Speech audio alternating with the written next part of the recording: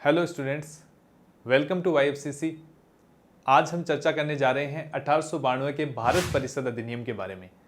सबसे पहले जानेंगे इस एक्ट को लाने के पीछे मुख्य उद्देश्य क्या थे।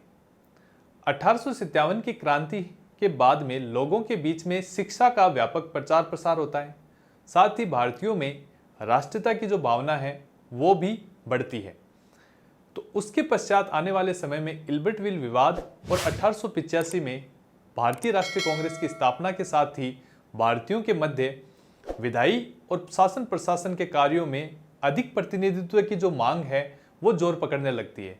तो उसी मांग को फुलफिल करने के उद्देश्य से ब्रिटिश सरकार द्वारा ये एक्ट लाया जाता है। अब जानेंगे इस एक्ट के प्रमुख प्रावधानों के बारे में। इस एक्ट के प्रमुख प्रावधानों को हम 3 पॉइंट्स में कवर करेंगे, जो इस प्रकार है। सबसे पहला प्रावधान था विधान परिषदों में अतिरिक्त सदस्यों की संख्या में इस एक्ट के माध्यम से वृद्धि की गई थी। अब जानेंगे विधान परिषदें जो हैं वो 2 स्तरों पे थी।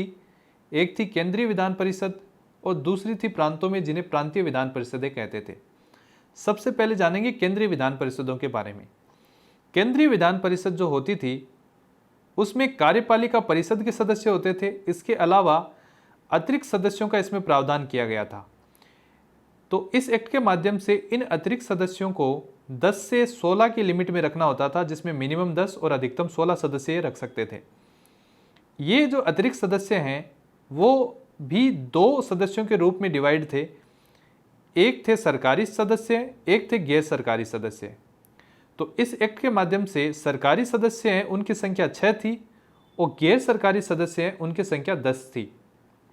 यहाँ पे इस एक्ट में प्रावधान भी किया गया था कि केंद्र और प्रांत दोनों ही विधान परिषदों में सरकारी सदस्यों की संख्या है वो गैर सरकारी सदस्यों से अधिक होनी चाहिए, मतलब सरकारी सदस्यों का बहुमत होना चाहिए।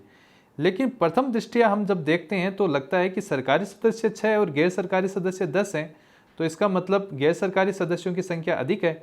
लेकिन एक्चुअल में ये सरकारी सदस्य ब्रिटिशर्स हैं और साथ ही जो कार्यपालिका परिषद है उसमें भी सभी ब्रिटिशर्स हैं, जिसमें वायसराय भी शामिल है। तो इन सब को मिला के ब्रिटिशर्स की संख्या अधिक हो जाती थी।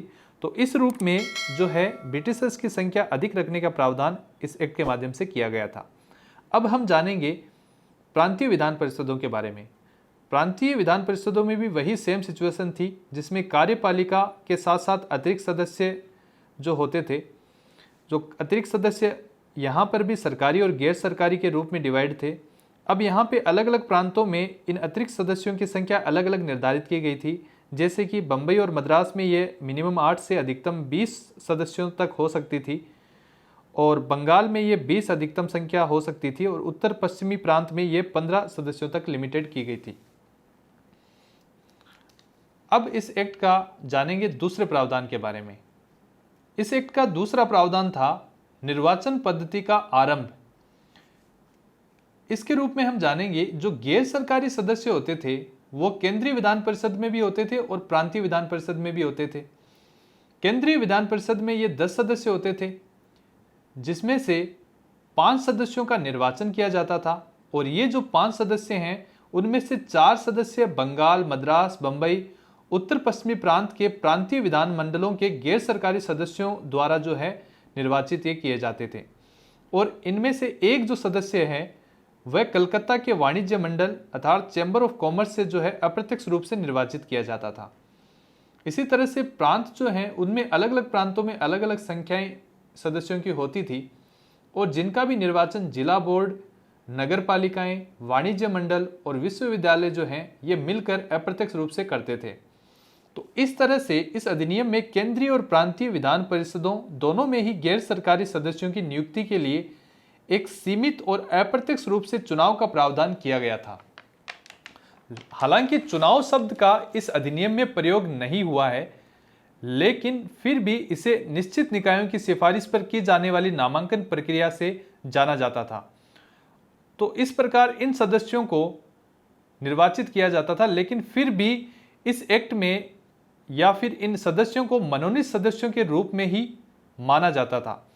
तो इस तरह से हम देख सकते हैं कि हालांकि ये मनोनीत है, लेकिन अप्रत्यक्ष रूप से इनका निर्वाचन भी हो रहा है। तो यहाँ पे हम जो आज जो निर्वाचन प्रणाली देखते हैं तो उस निर्वाचन प्रणाली की शुरुआत कहीं ना कहीं हम इस एक्ट से मानते हैं।